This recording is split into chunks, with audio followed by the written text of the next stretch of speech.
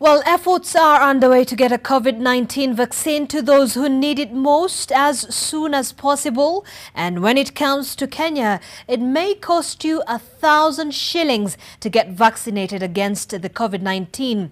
But before a full rollout of the vaccine takes place, countries need to be prepared. And according to the World Health Organization, most African countries have not set out a clear roadmap on how to manage a vaccination drive.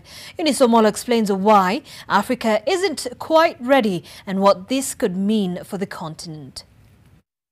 The largest immunization drive in Africa's history is right around the corner, and African governments must urgently boost their readiness. The World Health Organization Africa is targeting 20% of the over 1.3 billion population on the continent. So we are doubling down on planning and preparation, because this will make or break this unprecedented endeavor. But the WHO says only 3 in 10 African countries are ready to deploy a COVID-19 vaccine, the target being 80%. Close to 50% of countries have identified their priority populations for vaccination and have plans in place to reach them. 44% have coordination structures in place. Only 24% have adequate plans for resources and funding. 17% have data collection and monitoring tools ready. And just 12% have plans to communicate with communities to build trust and drive demand for immunization. Currently, Africa has reported over 2 million COVID-19 infections and about 50,000 deaths since the onset of the pandemic on the continent. And as I was saying, here in the region, the curve is once again trending upwards a little bit as we head into the holiday season when people will travel.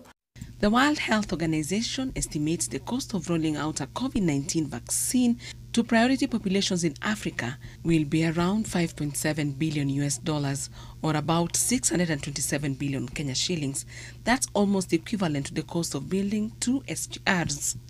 This cost is based on the WHO COVID vaccination facility that estimates the average vaccine price at around $10 per dose, with a 2-dose regimen expected to be needed. Also key logistical and financing gaps where international solidarity will be imperative. The University of Oxford and its partner announced on Monday that it was seeking regulatory approval for the vaccine after it showed an average of 70% effectiveness.